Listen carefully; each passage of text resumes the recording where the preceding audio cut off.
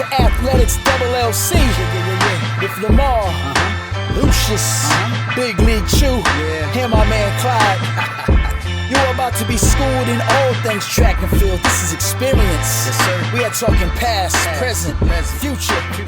Y'all listen up. Let's go. Hello, everyone.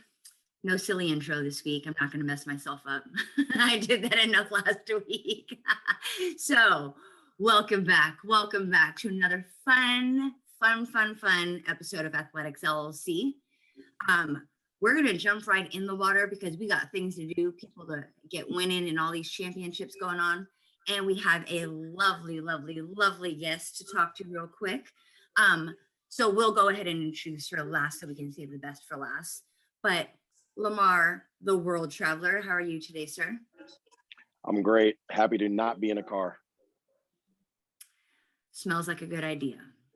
Sir Lucious, how are you today, sir? I am absolutely wonderful as always, my dear. Thank you for asking. I appreciate that. Of course. Clyde, banging with the gold tie. I like it.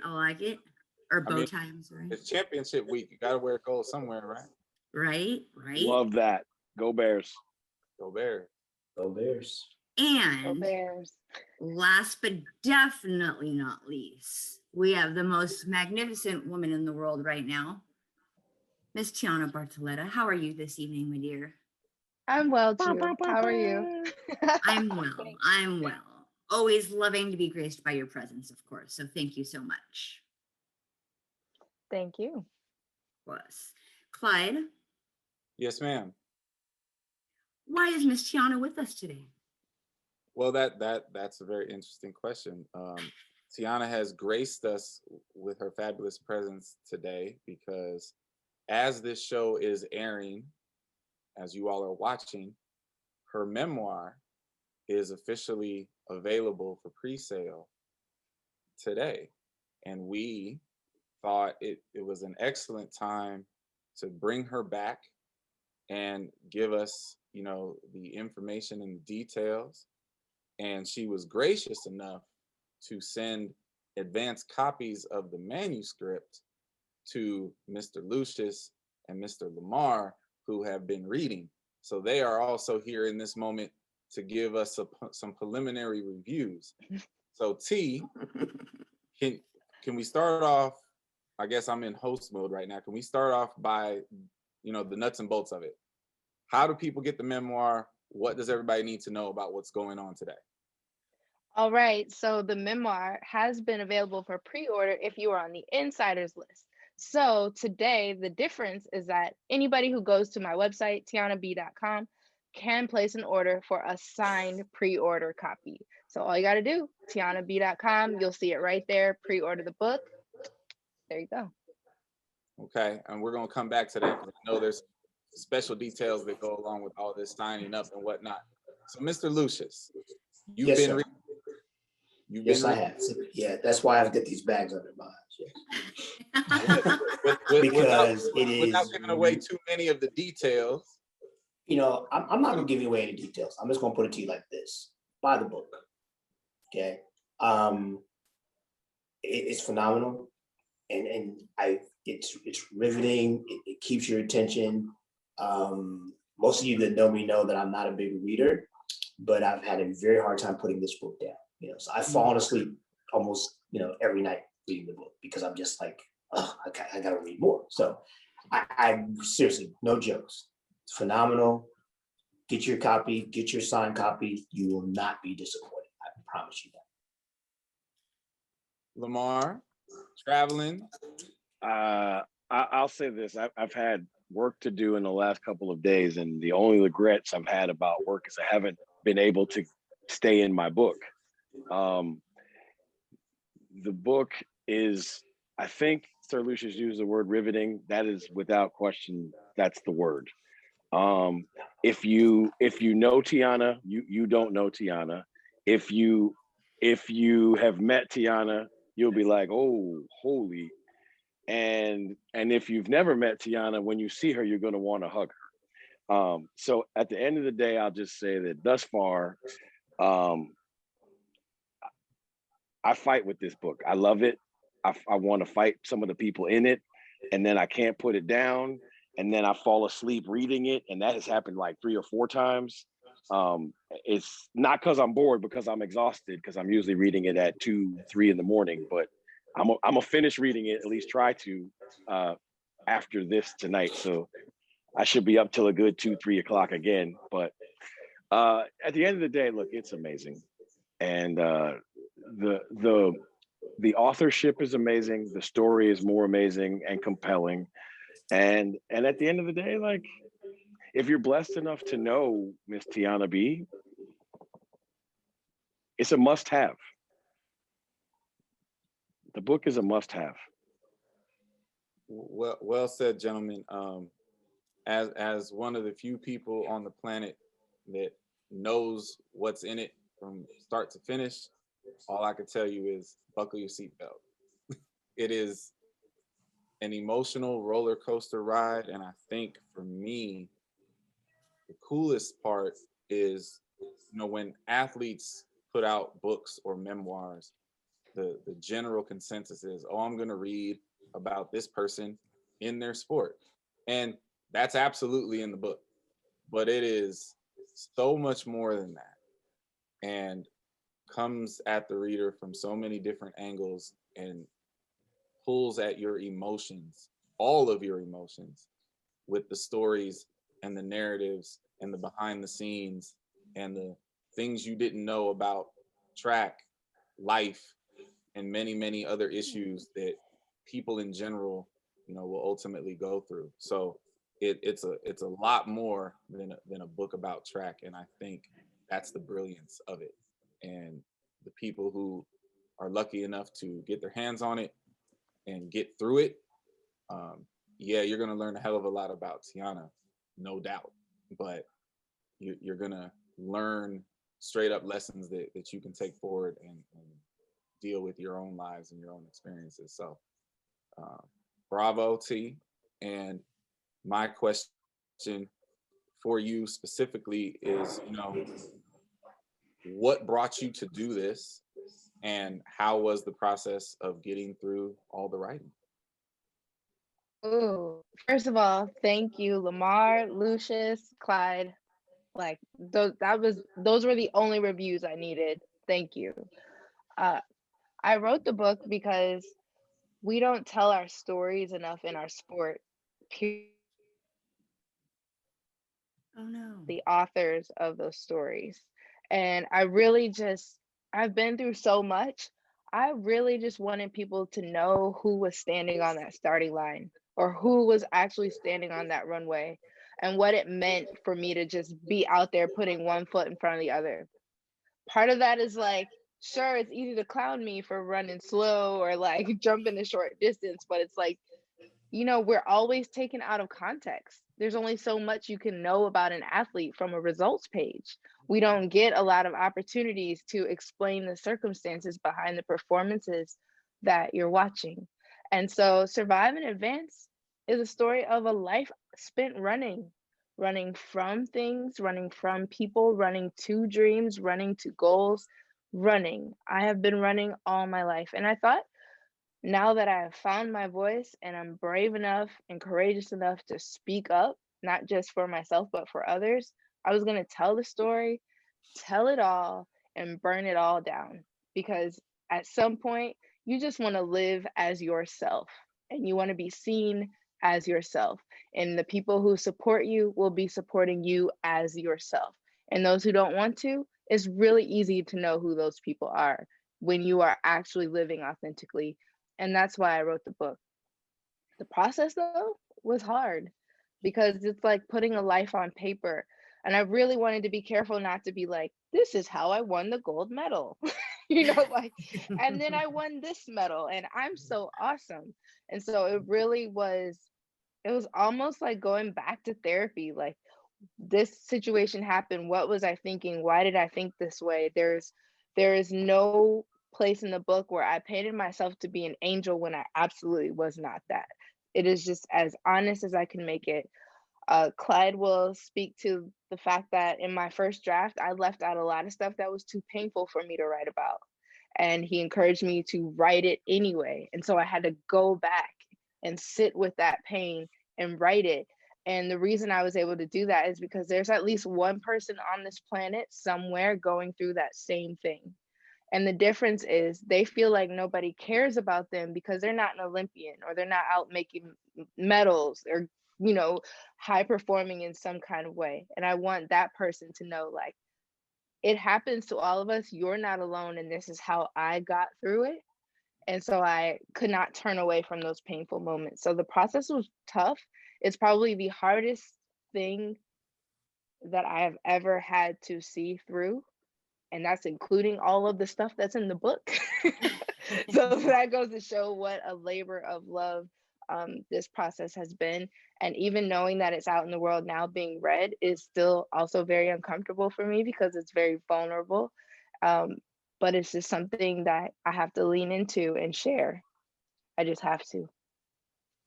Well, T, we all very much appreciate you doing this and you being here to tell it to everybody. And so, like I said, people, TiannaB.com, pre-orders are available right now.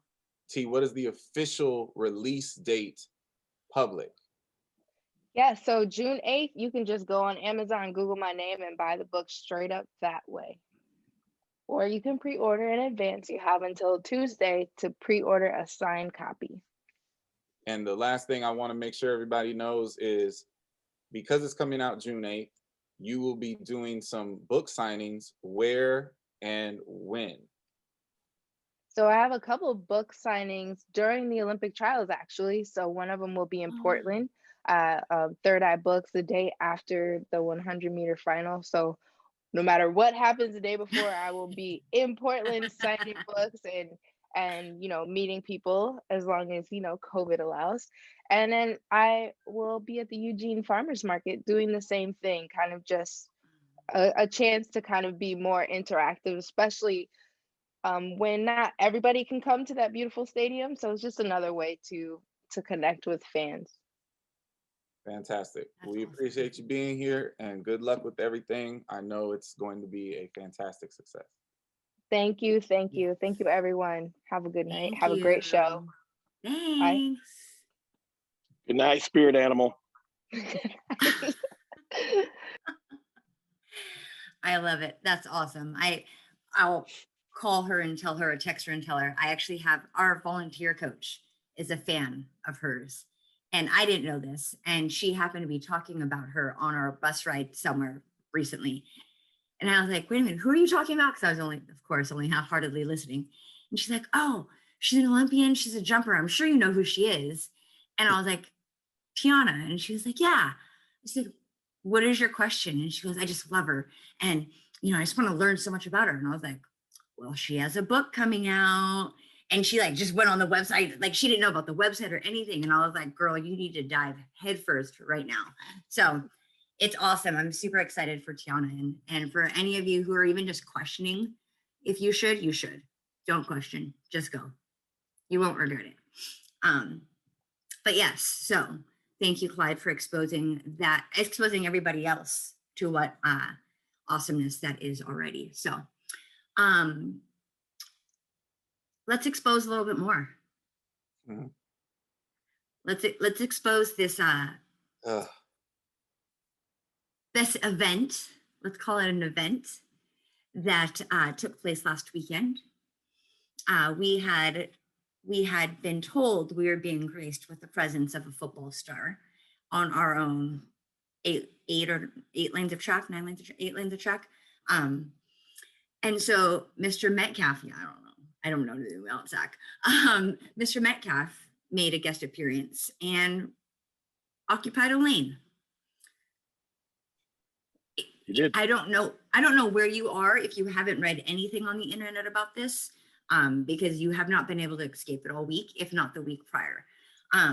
But let's let the three tiles talk about their take on the situation. So who would like to get us started on this? Go ahead, sir. By all means. I first off want to send a shout out to Mr. DK Metcalf and say congratulations on the new lifetime PB in the 100 meters. Good for you. I mean, that's legit, right? Like, that is 100% the fastest he's ever crossed 100 meters without question. And good for him. I think it's very interesting. Three things. One, it's interesting that he, the person, managed to show humility in the moment about the thrashing. I mean, the race that he ran and where he finished. Two, I think it's interesting the shopping cart full of excuses and allowances that the internet made for why DK didn't beat them all, as they thought, and they had probably told their unknowing friends, man, DK is so much faster than them track dudes, right?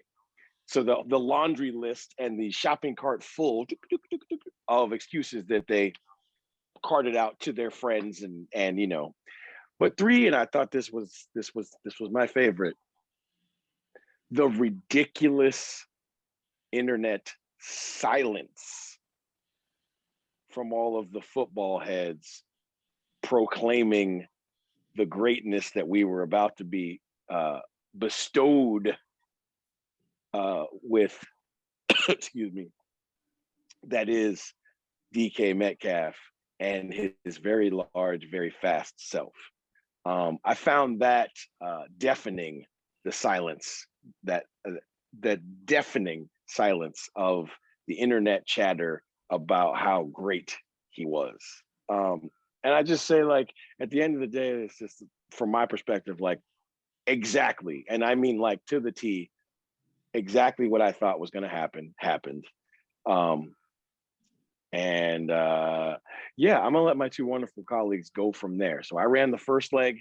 I will stick to Sir Lucious, and I'll let you run the long leg on the backstretch. That's right, because that's what it is, right?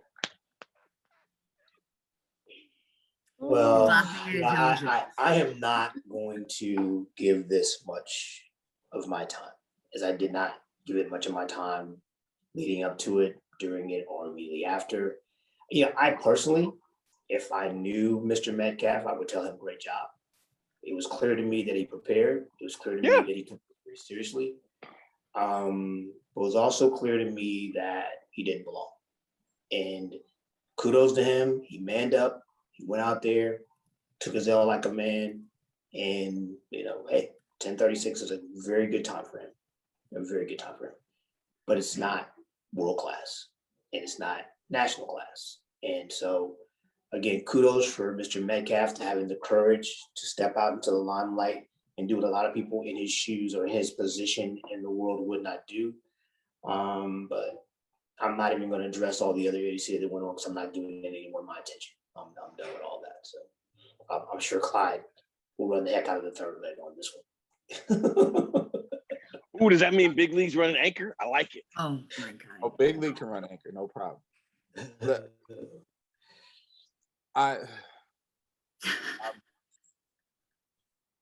I'm so bothered by this, and I want to be really, really clear. I was there in person at Mount Sac. For the majority of the warm up, I was within 5 feet of DK Metcalf the whole time, just by the accident of where we so happened to be posted up. This isn't about DK Metcalf. DK Metcalf took an opportunity he was given, and honestly ran better than most people who should know better thought he would do. I don't care about the idiots on the internet claiming he was going to win the race. I don't care about that. Most of the track world, most people that understand what this thing is, had him somewhere between around 10.5. And he overperformed that. Props to him. He, as Otto Bolden said on the broadcast, he did not embarrass himself. And what I appreciated was, in real time, both before the race, the day before, in the warm-ups, and post-race, he was very respectful of where he was, who he was doing it against, and spoke and carried himself in a very respectful manner. It was clear that he understood that he was an invited guest to a party that he probably shouldn't have been invited to.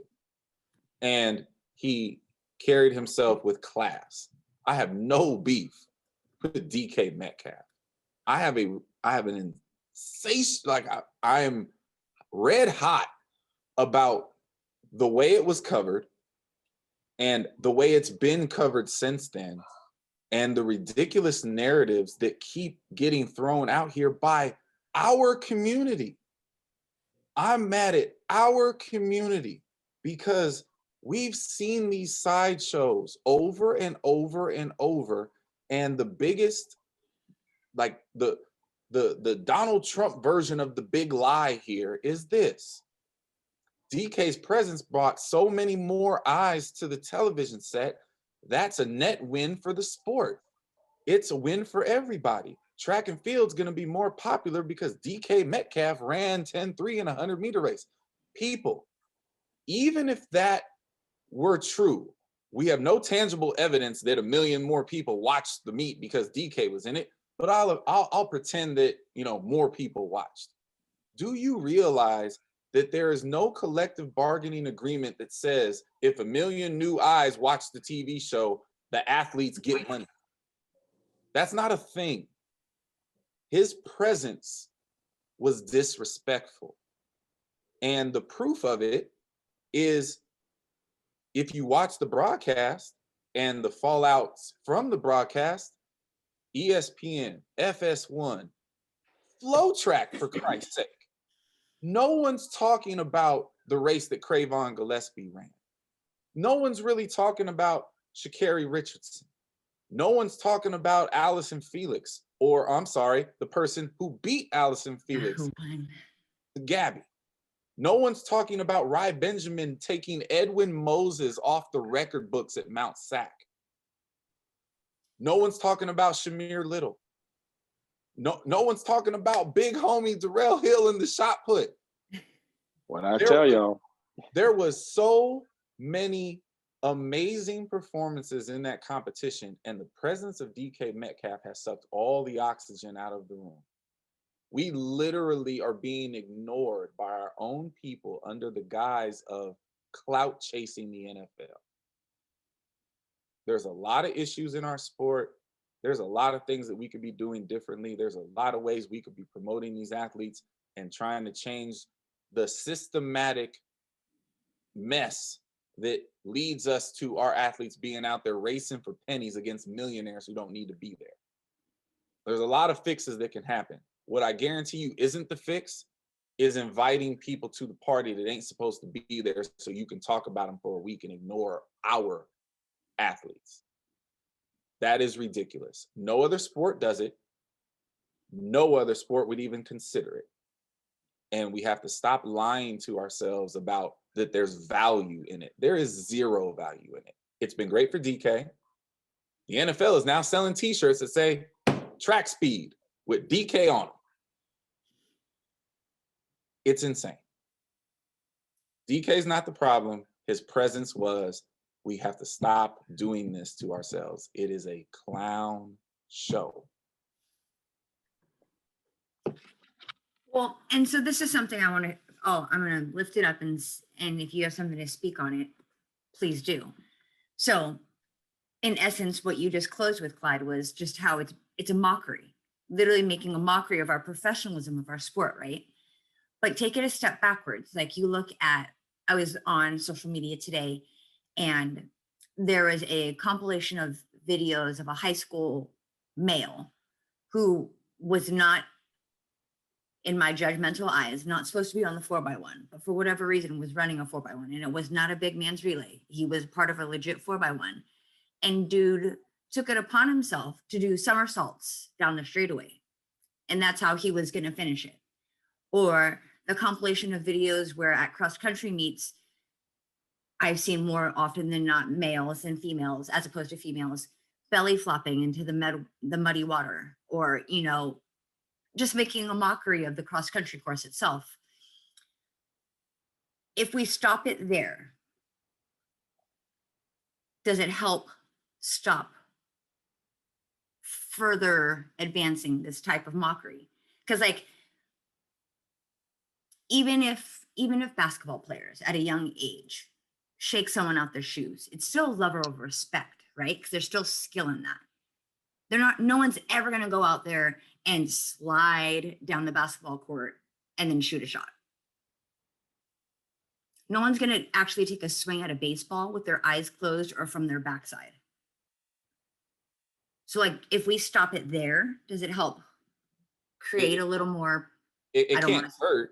It can't hurt. I just, in any realm of life, I don't care what the subject matter is. I just don't like false narratives. Like it is ridiculous to me, as Lamar said, as a sports fan, to never see my sport and the fabulous athletes and their accomplishments on ESPN, but then the race makes it to ESPN and we're literally focused on the dude who got last place. And then you bring out in the heat. And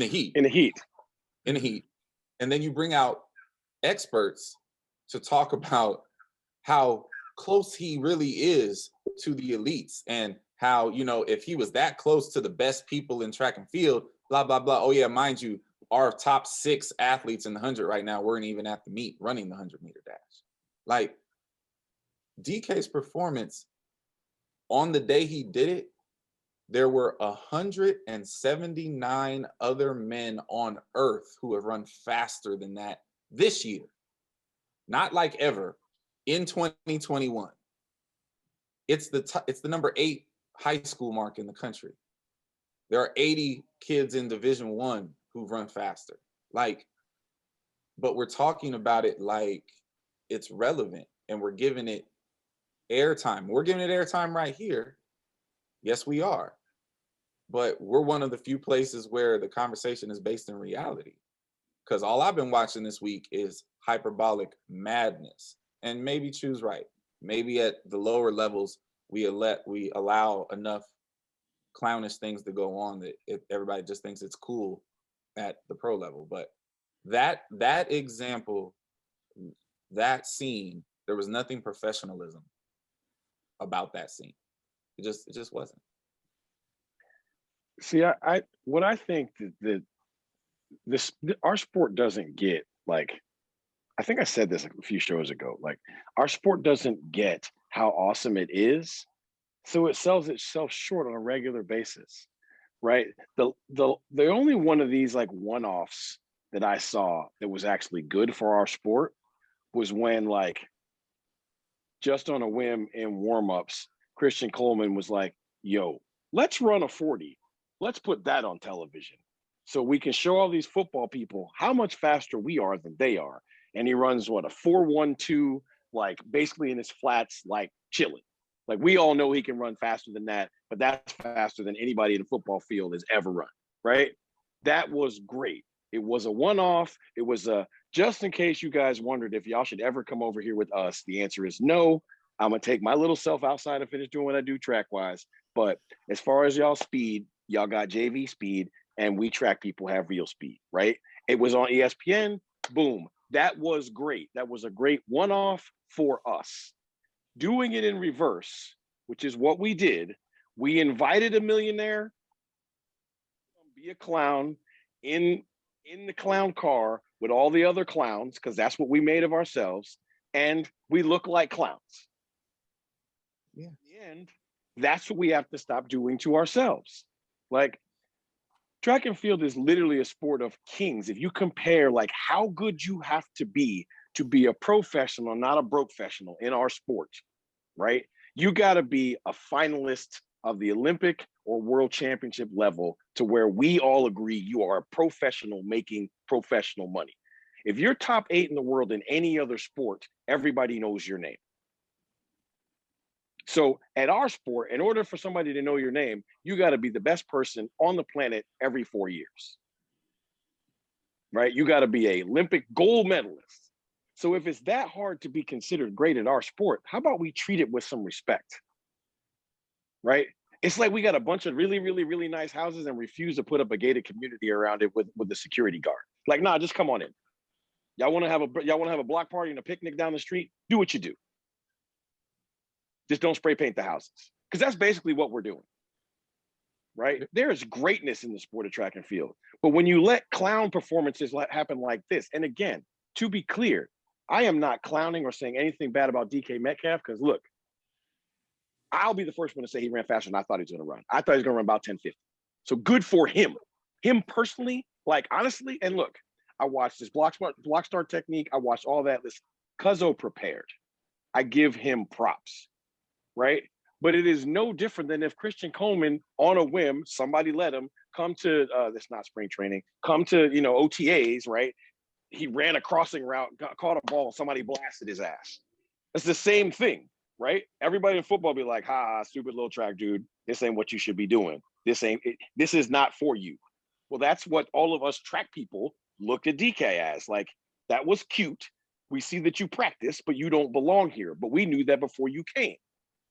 But the problem is we don't treat our own sport like that, right? So he looks like he belongs just like everybody else, right? That's the thing. If my mom, I always use my mom, because even though she has a son who's an Olympic medalist, my mom is a casual track fan at best, right? If my mom watched that track meet, when they announced all 8 of those people, I promise on everything that I love, because she doesn't watch football, she would not have been able to pick out which guy didn't belong. Because she doesn't do the spatial relations. She wouldn't have been like, well, he's way bigger than everybody else. He doesn't belong there. Trust me. When they all stand on the line and they announced them, she wouldn't have been able to pick out the guy that didn't belong. That's the problem. Our sport has no barriers to entry, and we put that on television. Yes. Like, that's the problem. Well, I got one word for you. Respect. Respect begets respect. And until we learn to respect ourselves, we will never get to respect everybody else. Ooh, say it louder for the people in the back, Sir Lucious. Respect, as the queen would say, R-E-S-P-C-T. I was waiting. I thought you would sing it. I really thought you were going to sing it. I knew you wasn't going to sing it. I love it. I love it. Can't go wrong with the queen. You Right. got to respect yourself if you want somebody to respect you. And that's just the facts, man. That's just the facts. Well, and so I'll say this and then we'll move on. That was the one thing I like about the show, Pros versus Joes. As much of it, in a sense, it was kind of a mockery of what professionalism was in each sports that it highlighted. It showed that you couldn't just show up. And so, like you all have said, thank you to DK Metcalf for actually preparing for training for such an event, for actually having some know all, wear all as to what needed to happen to endure the 100 meters. But the average Joe, don't forget to take away, he prepared for that. So it made sense, right? It wasn't like he was just doing a summer training and then he showed up at Mount Sac and came out side to side going like this, like we all expected him to run. He actually prepared for it. So that made sense. Like when we get our high school kids who transition from their respective sports before track and field, we have to do all these alterations. Doesn't change when you get bigger, better, or older. Like it's the same thing. You've got to prepare, and there's a certain level of attendance that has to be there. It's not just to show up and do something. It's not. You can't just pick up a basketball and just throw it in the air and hope it goes in the hoop. I mean, you can, but you can't. I mean, average Joes for the longest time have been sitting at home in their house talking about, I could beat so-and-so, right? Like I watched this happen when I used to live in Boise, Idaho. I used to hoop, and there was always a gym full of dudes that used to always talk trash about Kobe Carl, because he had gone to Boise State and he was like the 12th man on the Lakers. And they used to always talk about, well, look, I know I could whoop him. So like, like basically the last guy on each team is trash. And then Kobe came back to Boise. And when I tell you he looked like Kobe Bryant for like 6 straight hours just thrashing dudes, embarrassing him, having dudes fall down. And I would just sit on the sidelines laughing. Like if I had popcorn, I would have been popping it consistently and eating it. Because I kept saying, I had played with Kobe before and I knew how good he was. I was like, when that dude comes back here, y'all are going to get thrashed. And I told him, and he went ham on those cats. And that's what happens like every time like average Joe meets real athlete in real sport, right? Like for whatever reason, they're all smart enough to not like think they can go play football. I mean, they've tried that and they all get blasted into like never land.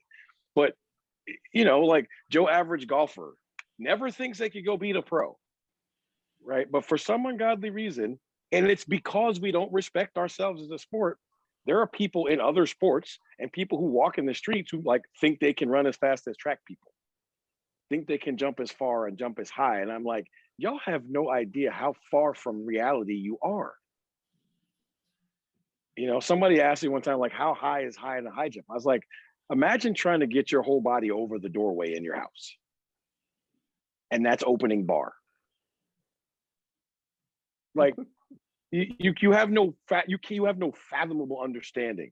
Like it's 40 feet across, like from one side of the street across a standard street to this, from sidewalk to sidewalk. Every female triple jumper in college that's on full scholarship can jump that far in 3 steps. So, and I'll stop after this and we will transition. Iggy via Stanford put this on the internet today. He said an average freight, what are they called? The containers that the 18-wheelers pull is 53 feet long. What if we put that behind a triple jump, or not behind, but alongside a sand pit and showed the distance that male triple jumpers specifically do that with ease, right? Or upper class. And I was like, that's a great analogy. Because even at 53 feet, like some of us are like, oh, good job. But I mean, I get what you're trying to say, but that's just another example of how bad of a job we do. Mm-hmm. We don't need shit like that. We shouldn't need to explain the awesome athletic ability of the people that we involve ourselves with every day. The fact that real coaches even have to come up with gimmicks like a door or a container to explain to the people who don't want to be explained to in the first place about what we do is ridiculous. We need to focus on what we do and how we do it best and how we can maximize it, and stop trying to stop with this outside stuff. It's an insider's game. It is what it is. And like I said, my biggest problem is the fallacy of the fake arguments. Until the structure of it changes, there's no such thing as more eyeballs mean more dollars for our athletes. That is not true. So stop lying about it. It's fundamentally untrue, and it's been proven that it's untrue over and over and over and over and over again. What's next? I know. All right. I want to put a fine point on what Clyde said. Like, this is what track and field athletes and coaches who watch the show need to understand. Hear me when I say this, write it down. The athletes in our sport do not have a place at the table. At all. At all. When the table where the food is being fed and the money's being passed out, there are no athletes at that table. And therein lies the problem. All right. Let's talk about the real track is back. Wow. And thankfully, Clyde, you've already alluded to some of them, but there's so much more on top of that. So what was memorable from last weekend to you all? Well, I'm gonna start exactly where I was. Like I said, I was in the building. Okay. If you know what you're looking at, Sha'Carri Richardson is on a whole nother level of running. Like, it's one thing to open your season in 10-7. We were all impressed with that. Most of the smart people stood up and respectfully applauded it. okay, I watched that race on YouTube. I watched these two in person. To run the prelim in 10-7, and then an hour later to come back and drop another 10-7, but only this time it was into a negative 1 point plus headwind. Like, you guys got to understand, that girl stepped out there and put together a 10-5 race. The wind didn't cooperate for about 30 seconds because the men's race was plus 2.0. It was like one moment all day where the wind flipped the other way. If she had the men's wind, that's a 10-5 race. Yeah, Right she's the now. second fastest woman ever. Yes. Right Yes. now. Right now. And like, look, it's just different. And people are going to have a whole bunch of opinions on every side of what she's doing right now. But the bottom line is, she's a star, and everybody should be paying attention and treating her like a star. We should be lifting her up and waiting for her to bust through, because the fast times are cool, but she still has to make the team. She still has to come home with a medal. But right now, it doesn't seem like there's anything stopping her at all. I'm sorry. Like, the Jamaicans can't do what she's doing. They just can't. And so, that was the most, awe-inspiring performance individually that I saw this weekend. But there were others. And again, when you knock Edwin Moses off of any record book, let alone as your opener, okay, the men's 400 hurdle race at Golden Games, spectacular. 47, 47, 47. And the Viking wasn't in the building, okay? Like, that was a fantastic race. And it just confirms, for me, what I believe, which is that race is going to be the most compelling race, at the Olympics on the men's side. And there's a whole bunch of other things from Golden Games that I'm going to throw out there, but I want to come back around. So those are my two, men and women, on that side of it.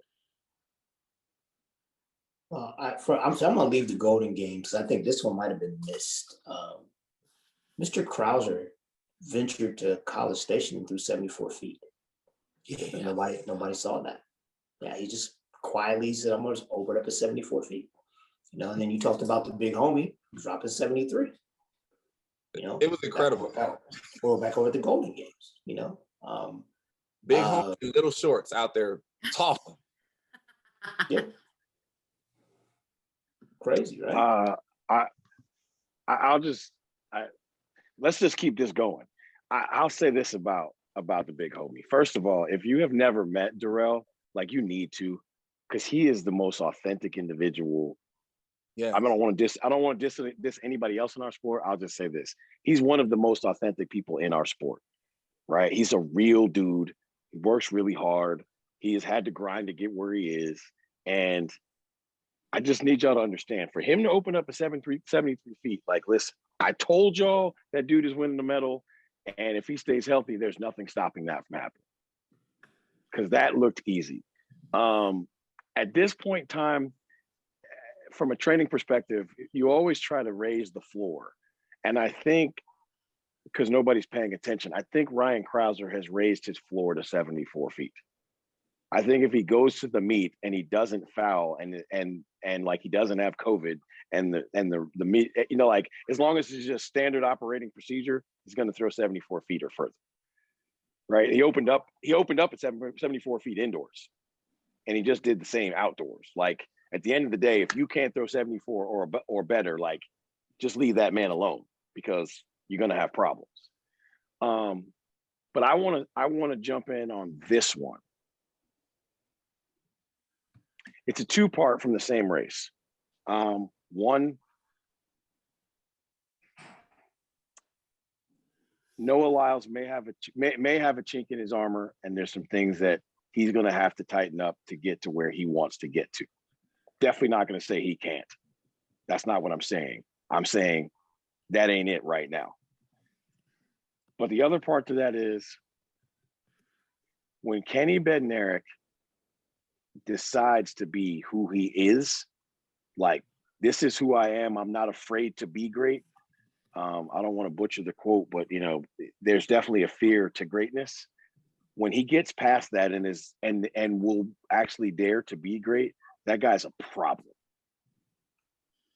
Because Big problem. he's a big problem, with the emphasis on big. He is not Bolton. I am not saying that, but the math problem is the same.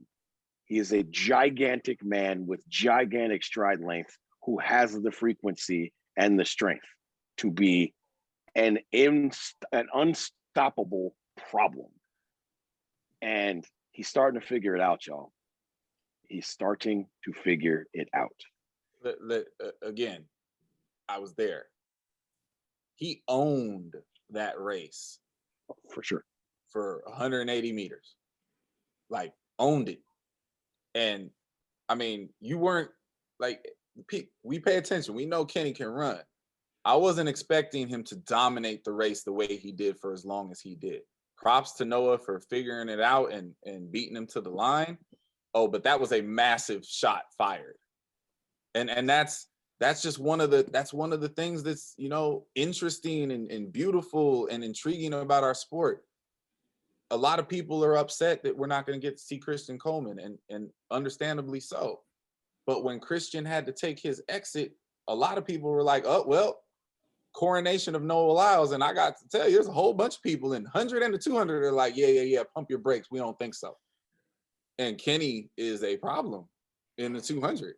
Like, he just is, man. That kid is scary good, and it's fun to watch. It really is. Yeah, I'm a big Kenny fan, have been. And what he showed me was we've seen very few people accelerate through the first 80 meters of the turn the way he did. We've seen people run up on Noah, run by Noah, but not that quickly and not that far. And knowing one Mr. Dennis Mitchell, who his coach as I do, that was a very intense conversation after that race. I promise you that. And I can promise you that Kenny's going to hear about that for a while.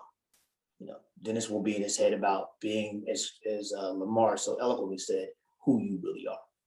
And we saw a glimpse of it. And I'm not telling you, don't go back and say, oh, Lucious said that Kenny's going to beat Noah. That's not what I said. It's going to be a good race, though. It's going to be a good race. It is. I mean, Noah's PB is 1950, right? Yep. Well, look, you can write this one down in concrete. I can tell you this: Kenny Bednarik can run 1950. I don't know that he's going to. I don't know that he's going to beat Noah. I'm just telling you this: he can run 1950. That much I will put on everything. Yeah. And so, like, you know, like earlier you were talking about Sha'Carri, like nothing can stop her. I couldn't agree with you more. The only thing where we're at now is like management. It's May. The games. Look, we got a trials and a games, and the games are in July, right? We got to manage May to July.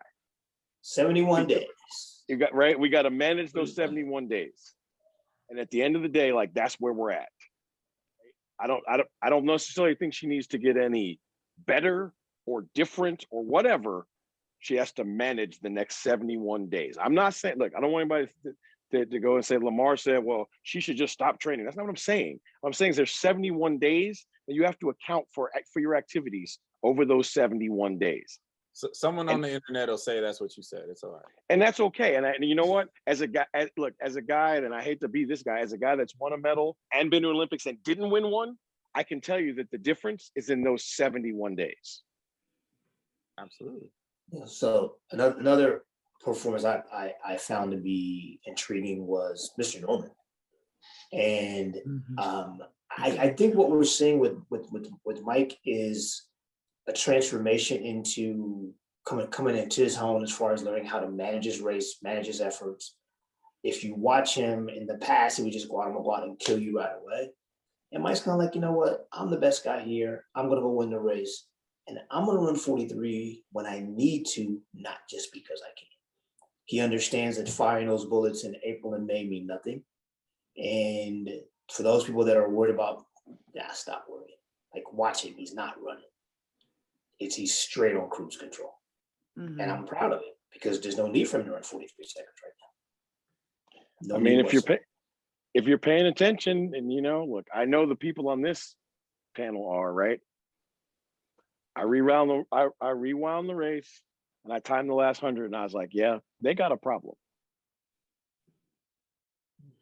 Because we know he can run faster for the first 300, but as fast as he's running the last 100, and that was easy. He was like, I should run faster now, right? Like, absolutely. Like, he was playing around and just go ahead. Absolutely. One of the races, where I saw that I want to pay special attention to, not just the top, but the middle, was the women's 100-meter hurdles at Mount Sac. All kind of interesting stuff going on here. We could start at the top because that's the easiest. Kenny Harrison rebounding nicely from her fall. 12:48, was supposed to win the race, did win the race, looked like herself, looked very much in control.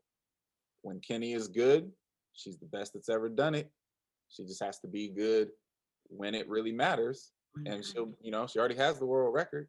She just needs the outdoor championship. And if she's being herself, I mean, who's really going to stop her? But for me, the more intriguing things were happening behind her. Cindy Sember, aka used to be Ophelia, ran a lifetime best 12:53. Oh, but get to the next one. Impressive. Behind her, Toby Amusan, very nice 12:61. It's not her lifetime best, but Toby looked really good. But for me, the most intriguing parts of that race were the other two. And I'm going to skip one and go to Sydney McLaughlin. Sydney McLaughlin stepped out and ran 13:0 a couple weeks ago, and everybody's like, oh, it looks good. Sid's working on some things, blah, blah, blah. Okay. Every time she steps out on the track, she's cutting at least 1/10 of a second off her time. She just ran 12:65 for her lifetime best. Now, I don't know what the plan is because I'm not Bobby Kersee, but I do know it's starting to look like Sydney can be a problem in that race if she feels like being one. I'm just saying. But for me, the big smile of that race actually goes down to the Bahamas. Devin Charlton ran 12:61, a lifetime best, and a new national record for the Bahamas. And the reason that's dope to me is because Devin Charlton is a lesson in one issue in this sport that a lot of people screw up and get wrong. Devin Charlton was the NCAA runner-up when she was running at Purdue. Always a fantastic kid, fantastic hurdler, great family, trained under Lonnie Green. Okay? Lonnie is now running at Kentucky. Devin and Lonnie thought that, it might be better once she's done with college to get in a professional training environment. And she came to work with me. I'm pretty good at what I do. But Devin being out of that environment, being in isolation, living by herself, new things to learn, it just wasn't working out for her. And honestly, I could see it. Devin works her ass off. She works hard. She is the sweetest kid. She will do anything you ask her to do. But getting away from the coach that brought her to where she wasn't ultimately a good idea for her. And so she went back. And here she is, running lifetime best, setting the national record in the Bahamas, looking very much like a woman who's supposed to be in the Olympic final when that comes. And it's just great to watch. And too many kids feel like they need to seek out new situations. And all these changes aren't necessarily good. There's a value to sticking with the people that made you. And so props to Lonnie Green and props to Devin Charlton. It was fun to see her out there rolling. I gave her a big hug. Like, I am happy to see Devin running like Devin, even though I couldn't be the one to get it done for her. Like, that was dope, and I loved watching it. Great job, Lonnie and Devin. So I'm gonna leave the pro world for a second, and I'm gonna come back down to the collegiates and some of the HBCU conferences this weekend, and I'm gonna start down the SWAC. My man Richie Bean, my man Garfield Elwood absolutely got it done. In the men's 100, I think they were 10:18 and 10:25. Young lady ran 11:20 something again. You know, Richie had a young lady double in the 8 and the 15, and the guy, you know, they just got it done. You know, I think they won the women. They were second in the men. The women's came down in a 4x4 to pull it out. So, you know, kudos to Garfield for a great job he did in sprints. Kudos to Richie, and I think Coach Snap is the jumps coach down at Alabama State, and you know, he got some people to come through for him. But over in North Carolina, NCA&T just decided to disrespect anybody who wanted to step on the track. They scored over 280 points on both sides of the court at a conference meeting. Just utter and complete disrespect. And it wasn't just because they had more numbers than everybody. They were running quality times. You know, just pick an event, and you know that they were good. And so, you know, I want to give a shout out to Dwayne Ross and his staff and the fantastic job he's doing down there. And you know, as we'll get to that in a couple of weeks, but they will be heard from at the national level. They will. You know, phenomenal job by them in the MEAC and by Alabama State and SWAC. I think Prairie View won the Misby, so we got to give them a shout out as well. So the fun and interesting thing about the SWAC meet, indoors, Richie Bean and Alabama State lost the championship to Prairie View, and it's the first time in I think 12 or 13 years that they had lost the meet. And they lost it by, you know, it wasn't a nail biter. They lost the meet. For him to flip that, come back outdoors and win the championship, take it back, you know, to where I'm going to say is its rightful place, because I just got finished working there and I love Richie. Like our industry needs to understand something. That outdoor title that Richie Bean just won with Alabama State, people, that is his 40th conference championship. 40. I don't know fully how the whole Hall of Fame thing works. Lucious does. He's in there. Richie Bean belongs in our Hall of Fame. 40 conference championships. It's ridiculous. It is a testament to just who that man is and how he gets it done. And if you're a nerd and you look and study how that meet broke, Richie pulled some things out of his behind that you wouldn't even have expected. And, you know, props to the whole crew. Like it was fun to watch. It was on YouTube. I was glued to that thing all day while I was traveling. Like, you know, props to that man. Seriously, we got to get that man in the Hall of Fame. He's earned it. Get That's Bean a fact. hot and juicy. Hot and juicy, Bean. Hot and juicy. Inside joke, but it's a It hilarious. is definitely an inside joke, but it's a great one. Oh, goodness gracious. Any other track is back? I mean, there are so many. Oh, there's a lot. Listen. We say a lot, and we always forget a lot too, so. Not getting back into our earlier conversation, but one of the casualties of that earlier conversation is the men's triple jump went completely dark on the Golden Game stage. And Will Clay jumped 17-15, Donald Scott jumped 17 even, and Chris Bernard jumped 16-98. It was a good competition. Completely dark. No one saw it on TV. Barely anybody saw it in the stadium. But they were out there jumping their asses off, and they deserve the attention. Like, Will Clay has a remarkable story. Will Clay belongs on television.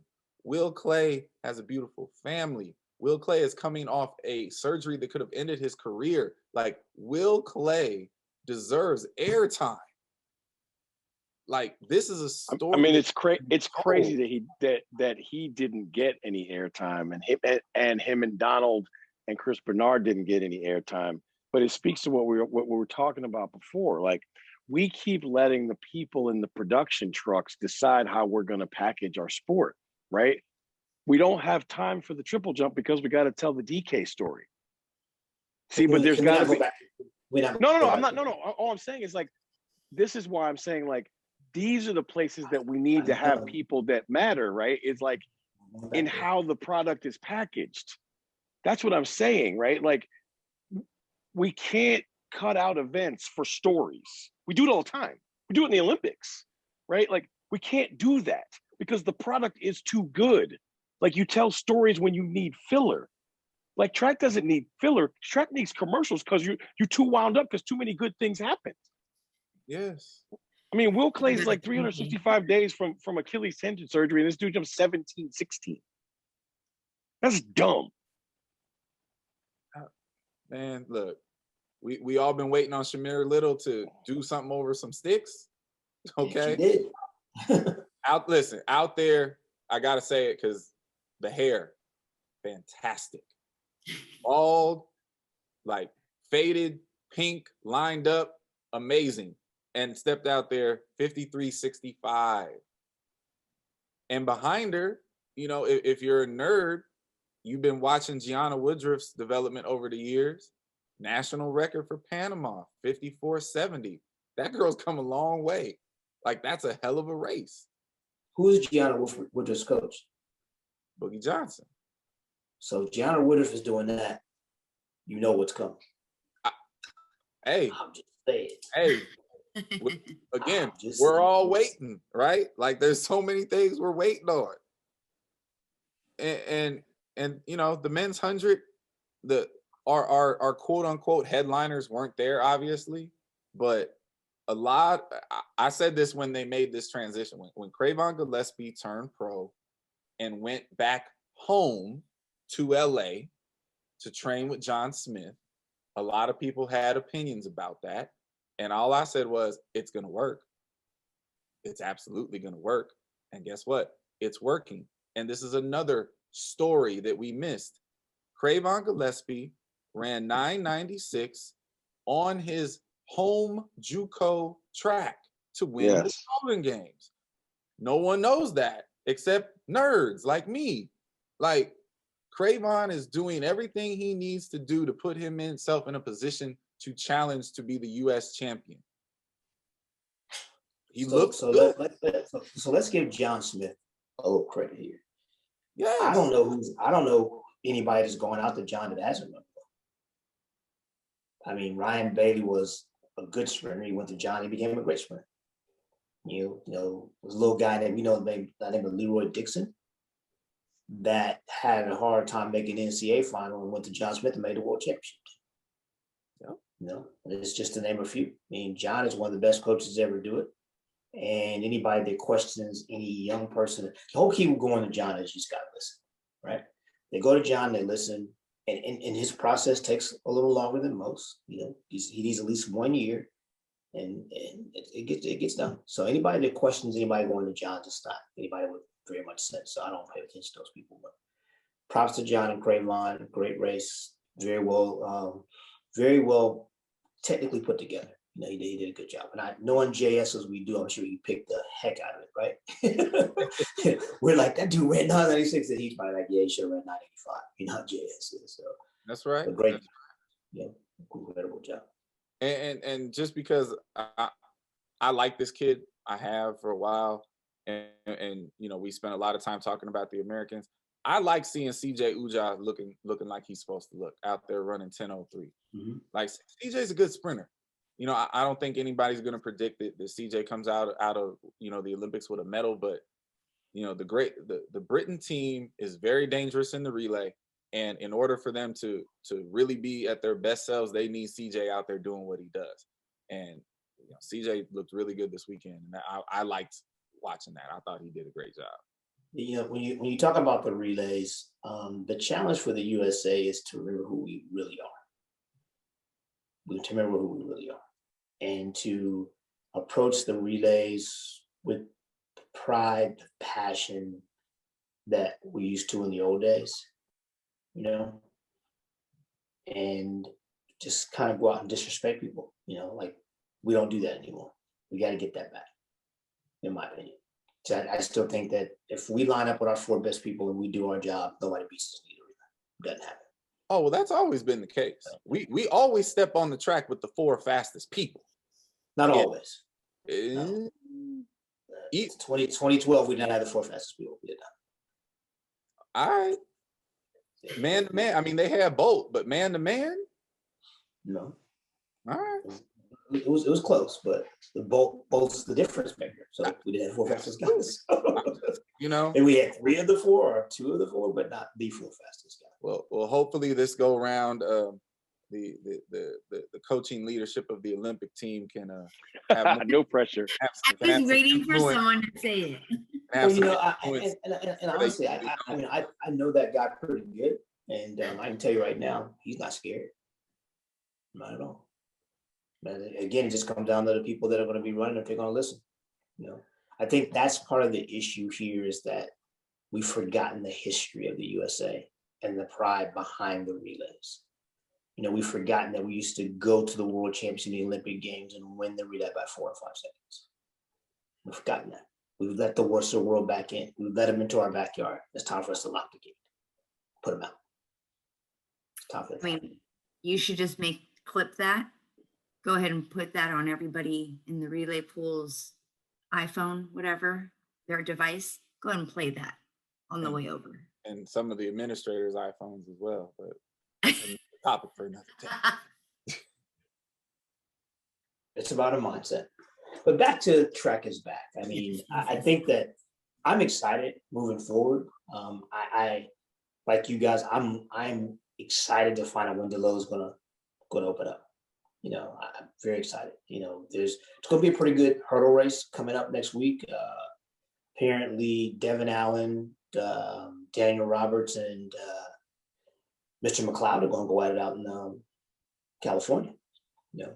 Oh yeah, and I mean this stuff hasn't happened yet, but you know, just like indoor, props to P. Diddy, to Paul Doyle. The ATL Outdoor Series is on its way. Its first installation is coming up this weekend in Irvine, California. And you better look at these start lists because that's a hell of a field that they've across the board, all the events. And so I'm very happy to see, especially the Americans, buying in to getting these opportunities done at home. And correct me if I'm wrong, all the meets on the ATL series have been given bronze status. So not only are they going to be good races, but they're going to be good opportunities to get your world rankings up because we all understand that that's how the game is currently played. So important races for the professional side of things. So I've got one that I'm going to say, okay, so when are they going to open up? When is Fred Curley going to run the 400? You took right? Right. Come on, man. Quit teasing us with the 20.2s and the 991s. Can we see the real deal? You know?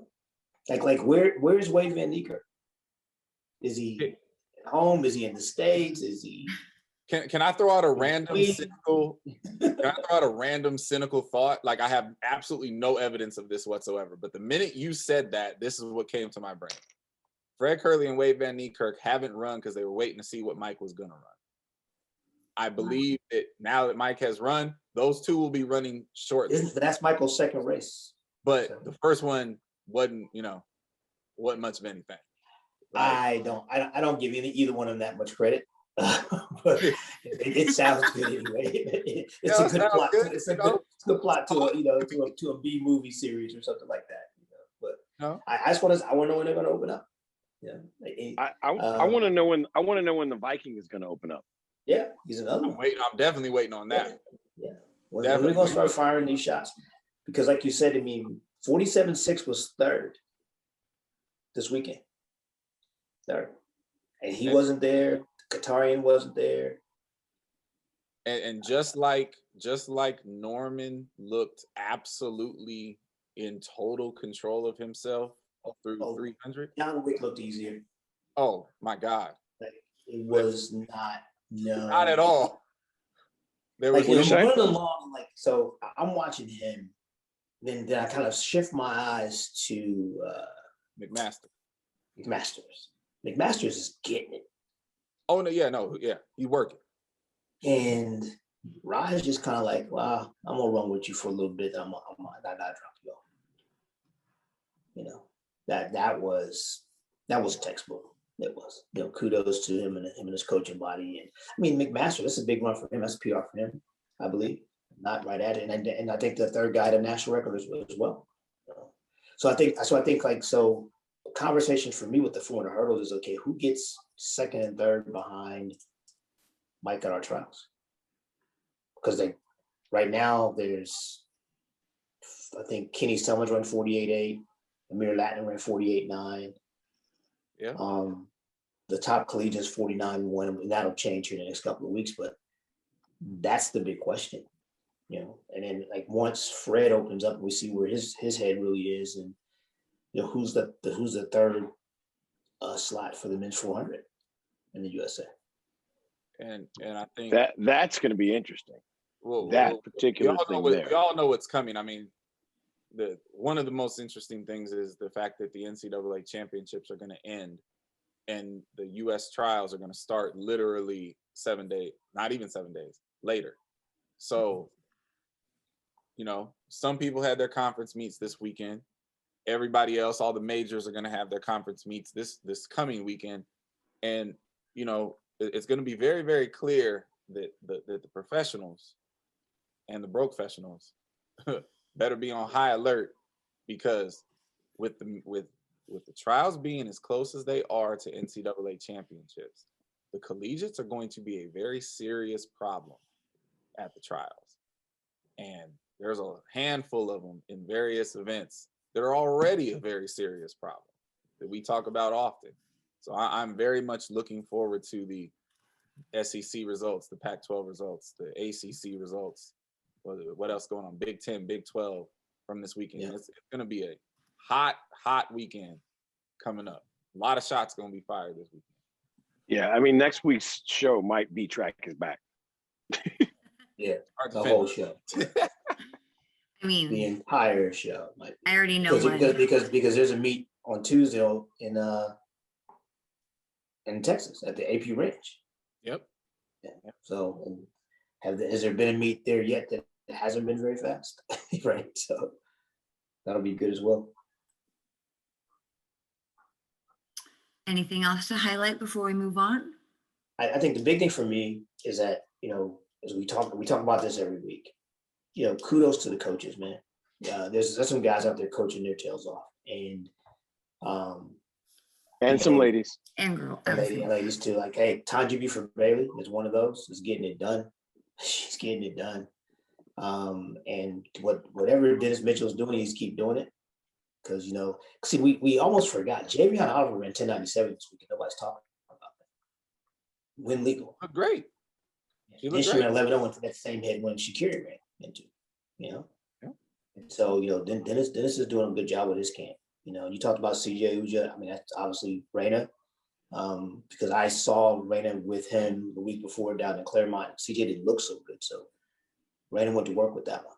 He got some things done, and I gave that group a shout out. Lance Brahman, that whole crew down here in Florida, man, they're getting after it. Very impressive.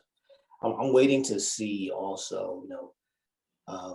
I can never remember her name, but Derek White has the young lady that was a USA champion back in 2017. I don't know. I can't think of her name. She was a Division 2 or 3 girl. Q? No. This is so bad because that's horrible. I know exactly what you're talking about. Sweetest young lady ever, and they are doing a phenomenal job. She battled. I forget. She went to the line. Was Shamir down in Miramar? It was the race that Shamir won, the 400. Yeah. It'll come to me during heart. And it's because whenever Derek talks to me, he calls her the beast. That's why I can't remember her name. So, but waiting to see how she continues it to transition and the rest of her season goes. I think that's the thing that I'm the most excited about, because we're seeing great performances, but I don't think in anybody's case we've seen their best yet. Yeah, like it was clear to me, Shakira was really excited about what she did, but she made it known to the world that we are not done yet. So I think you see a lot of that the rest of the year. What you got? All right. what don't I have up the sleeve with this next one? Because this one is gonna pick up some hairs off people's backs of their necks. What were they thinking? What are they thinking? I say that in relation to what were they thinking when these loosely defined coaches post their workouts or strategies or methods on the internet versus via social media or whatever it may be. And what are they thinking for the coaches who are absorbing this up as word? Before we go any further, it's Quinera Hayes, and I apologize to. I asked, was it Q, and y'all both told me no. Her name's not Q, it's Quinera. Stutter, and I didn't hear the Q at all. But yeah, I'm sorry. I'll enunciate. Are you talking about Q, also known as Quinera Hayes? Okay. yeah, Yes, we are. Okay. yeah. I thought that's what you were talking about, but I was like, Haven't we told you about talking like you got marbles in your mouth, man? I didn't. Usually y'all can hear me. Hold on a second. There's three of us. None of us heard what you said. So clearly we aren't the problem. You're outnumbered, sir. So anyway, back to this question about the internet coaching. And let me be clear on something. I am not one to bash anybody. I'm not one to have a problem with anyone having confidence and belief in themselves. Okay, that is your opinion. That is your right to passage. You know, living where we live. But when you want to get on the internet and start guaranteeing things that you haven't done, when you want to start spouting off that your training system is the best ever, when you want to start spouting off guaranteeing people that what they're going to do, no, that's just it's wrong. And in a society where people are driven, the number of parents who are out there looking for the magic pill, you're preying on people that you know are desperate. They're looking for scholarships, and you're guaranteeing them that they're going to get something, and they're not going to get it. You know, so this is a two-part message for me. One is to the people that are putting information on the internet, stop it, because nobody is as good as you guys claim you are. Your training methods are, I'm gonna be good. I'm not gonna go there. Okay. And for the parents out there, you wouldn't go to the Yugo dealership expecting to get a Cadillac. So do not go to these people expecting to get some super performance for your son or your daughter when they have never produced anybody that's done that. You know, understand what you get yourself into, do your research, and understand that, as we've been saying for the longest time, this sport's hard. And there's only one thing that's going to make this happen, is quality work with a quality coach. And a little athleticism goes a long way as well. Let's real quick make a delineation. We're speaking about the throwing the noodles against the wall as coaching versus virtual coaching versus I'm live streaming my practice with Sir Lucious, and he's giving me lifetime coaching corrections and things of that nature. We're talking about, hey, this looks good, then post. So I want to make sure that's. And I want to say, I'm sorry, I try not to get on the soapbox about this, but it's something it's kind of sticks in my craw a little bit. So, like, understand this also. If you stay in this long enough, we all get one, right? We all get one that does well. There's always one outlier. And just because somebody's had one person, male or female, run fast does not mean he or she can get your child to run fast or help your team run fast. Okay. An outlier, a one-timer is not a sign of excellence, is not a sign of expertise.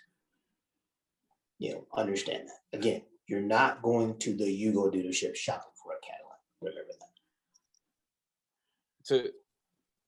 The only way that I know how to properly address this particular set of circumstances, I'll put it, in our world, is to kind of use an example from my own life.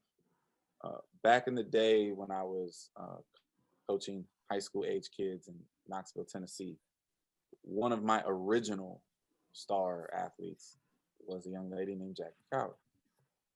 And when Jackie was breaking national records and doing all the things she was doing, when it was time for her to get recruited to go to school, there were a handful of coaches in the collegiate ranks that thought it was a good idea to come at Jackie through me under the guise of, well, coach, if you help me get Jackie, I'll help you get into NCAA coaching. I considered those people clowns. I never even thought about the idea of, I'm going to help this kid become a better athlete and use them to push my agenda forward. It's supposed to be about the kids. And so when you see, you know, when you Instagram and all of that wasn't popping in those days like it is now, but like now you could get on YouTube, you can get on Instagram, you can get on Facebook, and you see these coaches selling these snake oil kind of situations and promoting these random ideas, and in some cases plagiarizing ideas from other people. All I would tell you is, if you go to somebody's IG page, parents, athletes, and it's full of other people's athletes and them giving their critique on what's wrong, you probably want to avoid that.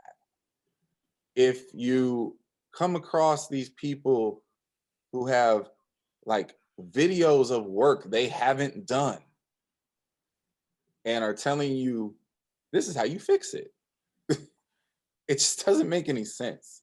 And Lucious is right, because of the pressure of what it takes to get a scholarship or get into college, there's so much opportunity for clowns to come in and take advantage of kids and take advantage of parents and charge a fee to do so. So just like anything else in the world, you need to vet these situations. You need to ask tough questions. You need to, you know, be able to define proof of concept. And if it doesn't feel right, skip it. Because I assure you, there are way more clown coaches out there than actual human beings of good character to know what the hell they're doing and have a real interest in your kids. Most of the time, the interest is in themselves or the money that they can extract from you. It's hard to do this. And there are quality programs almost in every state and multiples in some states with proof of concept that are delivering kids into school, PRs, you know, limiting the injuries and being about the kids. And it's got to always be about the kids.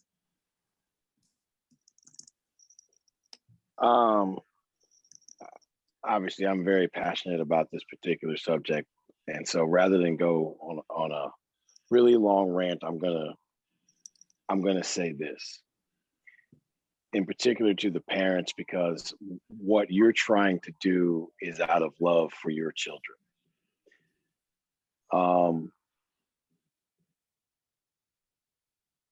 Every person that I have met, and I've met a few in the sport of track and field, that is highly successful, highly decorated, and, you know, borderline brilliant, they are cloaked in a level of humility that speaks to the fortune they have for being paired with the athletes that could do the things that they did.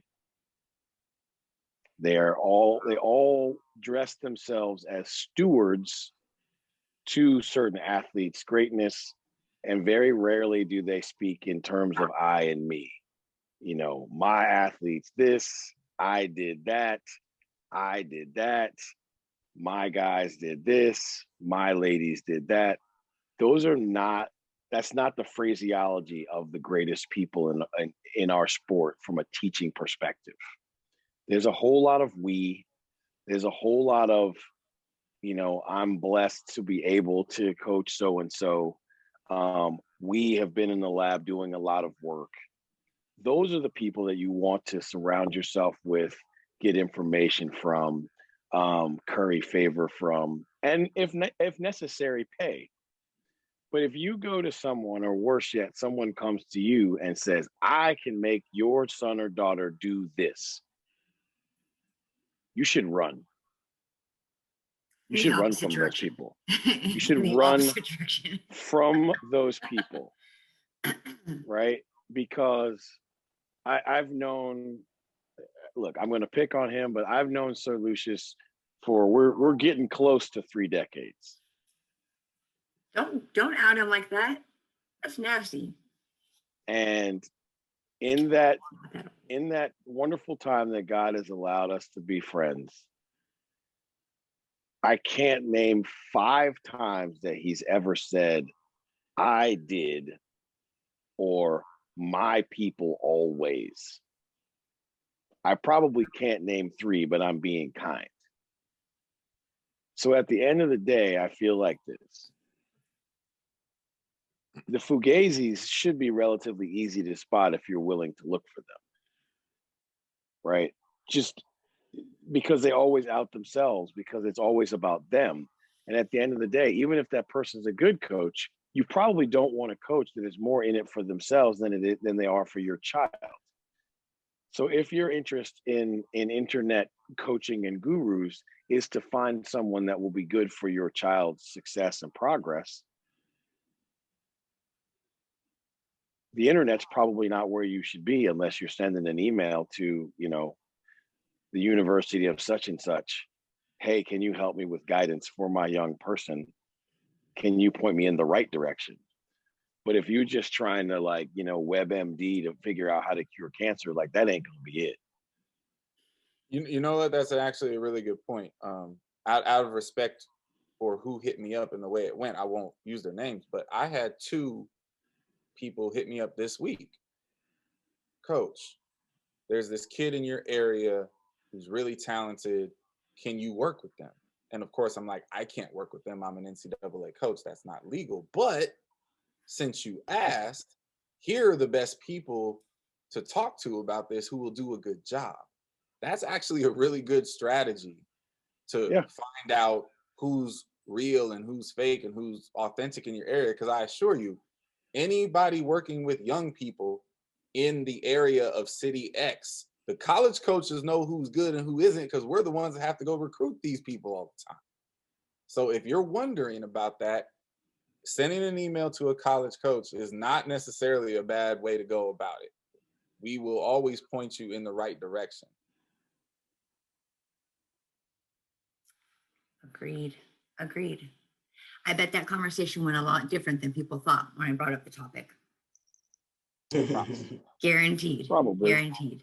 That's why we all got a little bit of sense most of the time.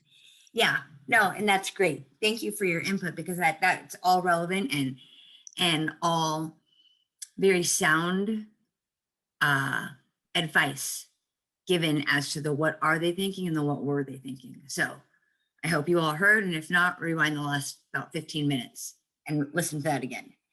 But with that said, put a bow on that one, and let's go into rapid fire. Uh-oh.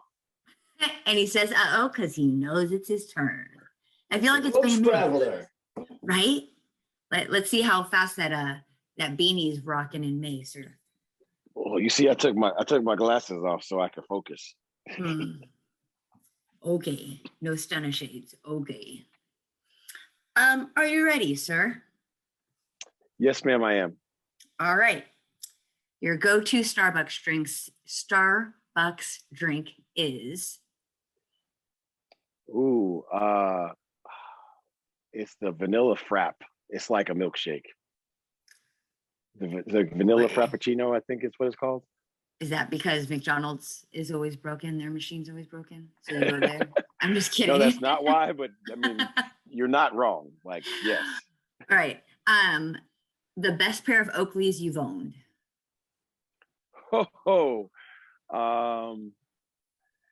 best pair of Oakleys I've ever owned, they're in a special case in the house somewhere. It was the original M frame. Yes, I'm old, but they made, because we were running in Atlanta and everybody's glasses the trials were all fogging up, they made vent holes in the tops of the lenses, and they made special VR 50 lenses for me for non-natural light, because half my events were competed after dusk, and then where you had dusk light and whatchamacallit, stadium lights, and it makes a weird glare and such. But definitely those were the best ones I ever had. Got it. No one has a clue what you're talking about besides like the 3 people that got them. So they were really, really dope Oakleys. got it. They were M frames with special lenses. Okay. Steph or Tim Hardaway? For what? Just Steph or Tim Hardaway? I mean, what, to like go to the club, or like we're trying to win a basketball game? I'm just trying to understand what you mean. Are we shooting threes, or am I winning championships? All the above. Who are you taking, sir? Don't think so much. Sheesh. Steph or Tim Hardaway? I had to give you the context. Yes. I mean, you're going Steph. to the club. I know, right? Steph. I'll take Got it. Steph. Okay. Cubert or Frogger? Frogger. How do you, wow, I can't even talk. How do you prefer your eggs to be cooked? Over easy or scrambled with cheese. That's 2 different, anyways, moving on. On the bus to a meet, or on the bus, are you sitting behind the driver or on the other side? On the other side. Got it. Okay. I'll be fair. Only when that seat's available. Most times that's the head coach's seat. So sometimes I sat there, but yeah, preferably, but if not, the one behind the driver. Got it. When you played Nintendo Olympic track, did you use a pencil or your hand when you were sprinting? I used the back of my fingernail really, really fast. And once again, we proved that Lamar is a clean athlete, because if you had a pencil or a pen top, that is the equivalent of steroids. You ain't legit. And I used to take joy out of beating the folks with the pencil, because I have really fast hands. So, jeez. I wore a groove in my nail doing that. It's bad. I know. mean, and if you don't know what we're talking about, you're young. That's what your problem is. Yeah. Sucks to be you. Sucks to be you, because we are dope. Well, Mr. Lamar, you have survived. Congratulations. Kind of. Oh my gosh. I need a bold prediction for championship weekend. One for the SEC, one for the Pac-12. Ooh. Oh. A bold prediction.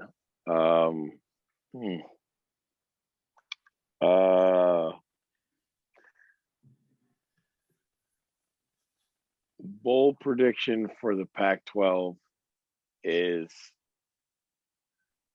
Oregon sweeps both genders again. Oh, that would be very interesting. You said bold, so I went with it. A bold prediction for the SEC.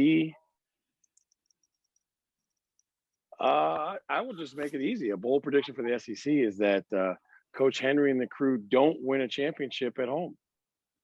Ooh. Mm-hmm. Again, that would be interesting. You said bold, so I figured I'd go out on the limb. I like it. Sir Lucious, do you have a question for Lamar? I mean, I always got questions for this dude, but I'm gonna ask a question that hopefully will keep him from going around the block to cross the street here. Oh, here we go. I'm gonna make it easy. I'm gonna keep the same conference theme here, and bold prediction for the ACC and the Big Ten. And I don't want this chalk stuff that you just gave here either, because that was very chalk. That wasn't chalk. Well, absolutely. Oh man. Whew. Bowl prediction for the Big Ten, like the conference nobody's seen run because they haven't run anywhere near the Midwest. Hey, we didn't ask you to bash him. We just asked you to give us a prediction. You know what? I'm sorry. Bashing was necessary. I don't know if I have a bowl prediction for the Big Ten. I don't know. I don't know that I have one. Just being flat out. I'm about to boo you like Clyde always boos you if you don't come. It can be a petty bowl prediction. Go petty. I predict that Purdue men win the 4x1. All right.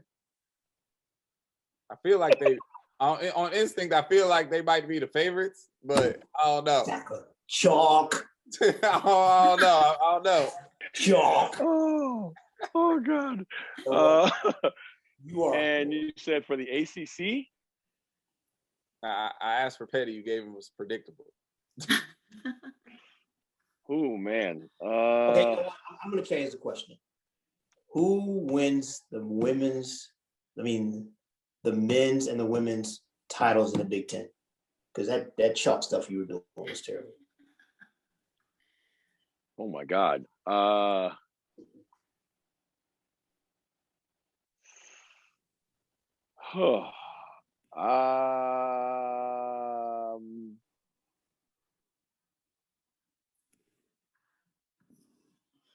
gonna say Ohio State wins the men's, and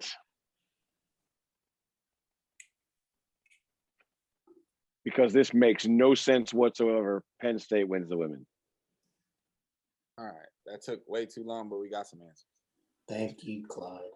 I mean, neither one of y'all asked rapid fire questions, but when I did that, I got beat to death for it. So that's okay though. Somebody's beating you to death. My question was clearly rapid fire. It should have took you 20 minutes to figure that out. Okay. So in my attempt to get you to not go around the block, you went around it twice. Jeez. This obviously tonight is Bash the EP, so it's okay. I'll wear it. Excuse me? I said obviously tonight is Bash the EP, so it's okay. I'll wear it. What is bashing you? Dude, you need to come back to the Eastern time zone. Like you're too froggy in the Central zone. No, I'm not froggy at all. I'm just saying nobody's bashing you. You up past your bedtime. You get cranky. This is true. Can will not deny that. Well, let's move the needle. Let's give our heartbeat props to those who need it, who need to hear it, I should say, and who it's due to be given. There we go. Mr. Lamar, the world traveler. My heartbeat props go to, and that's why I have this Tampa Bay Rays hat and shirt on. My heartbeat props go to my wonderful 21-year-old son who jovially called me today to tell me that they are playing a game tomorrow, and it is the first time he's played in a baseball game in exactly 600 days. Wow. And Go get him, Zachary. I was incredibly happy for him and moved, and he's juiced to play. And, look, I can't imagine not doing the best part of my job for 600 days. I cannot imagine that. And that young man works incredibly hard. He has a great deal of passion. He has a village behind him, and we're all very proud of him. So my heartbeat props go to young Mr. Z Huff. Go get him, kid.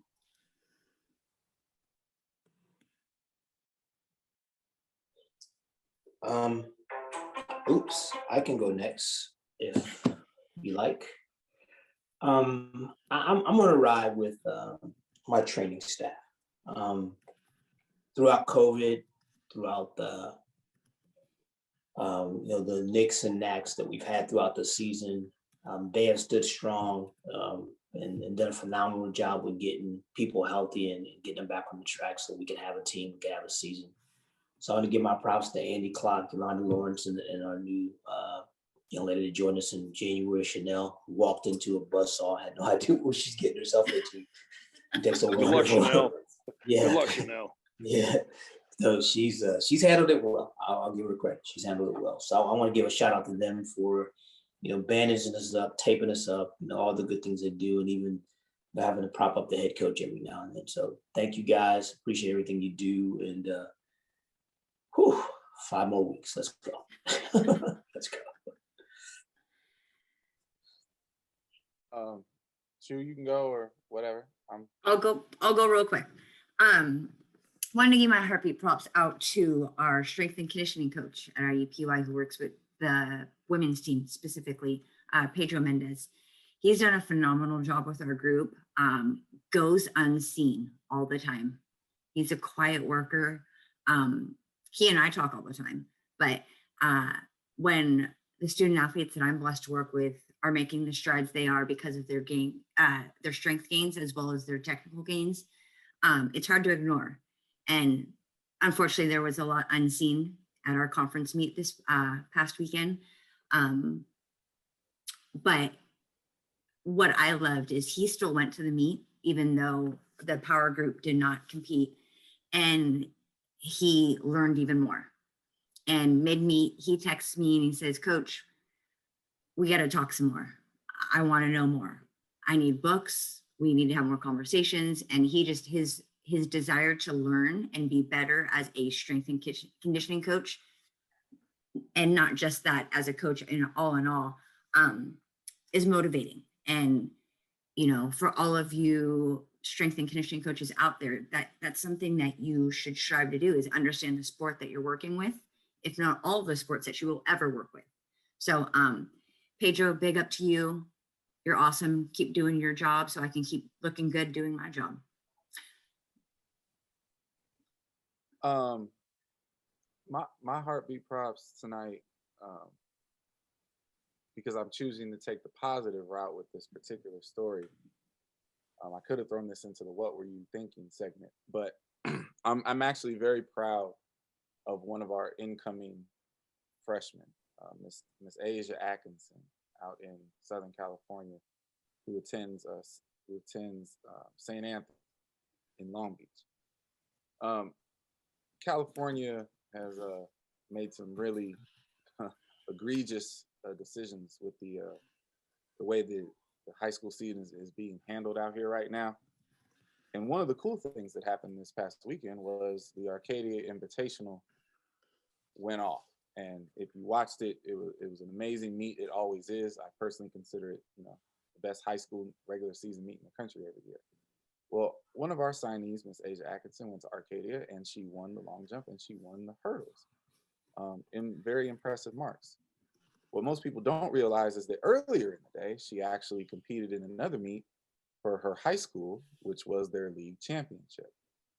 Well, apparently, some people had a problem with that. And there is a little known rule in the CIF that says you technically can't compete in 2 events on the same day for whatever reason.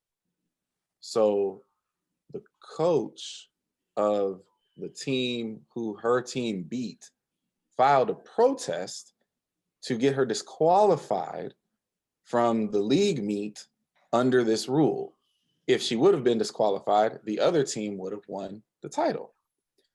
That plan backfired, and the governing bodies decided, well, technically she did violate this rule, but it was the second meet that was the problem. So they disqualified Miss Atkinson from Arcadia. She won the long jump, she won the hurdles, and they are tossing out her results.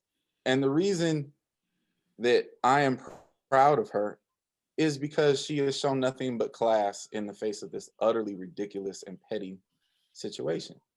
She tweeted, being disqualified is saddening, but I did an amazing job regardless and have the medals to prove it. Yes, you do, young lady. Bravo, congratulations.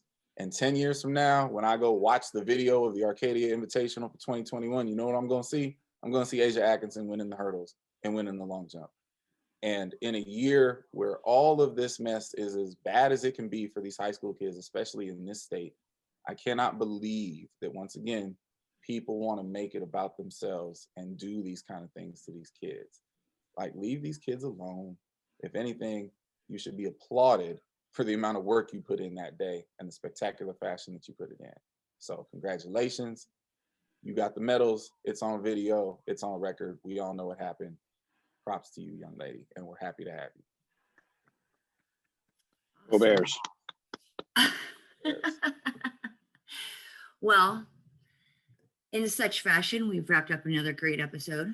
A lot of good different topics were covered.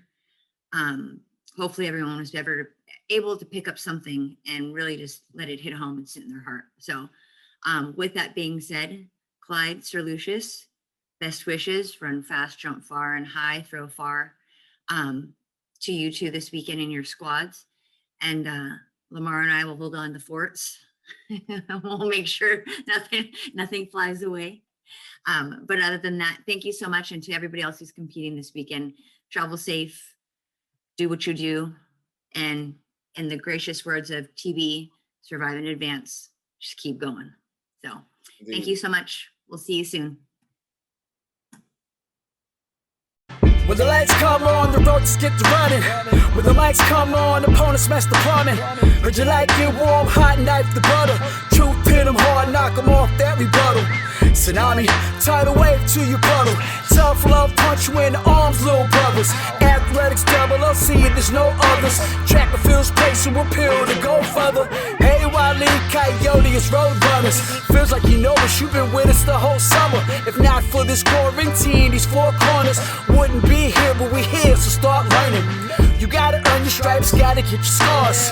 Show you how to fight, but show us who you are. You lack experience, but still you wanna talk. And who is actually talking to you? Circle's kinda small. Heads prevail when the backbone's strong. Gotta keep it coming, no, it won't last long. Pass and fail, then sell the sad song. And if you don't check yourself, then that's wrong. Just trying to give you the real that you asked for. So why you keep cutting us off to ask more? We put it in slow-mo, but you fast forward. Athletics, LLC, the task force.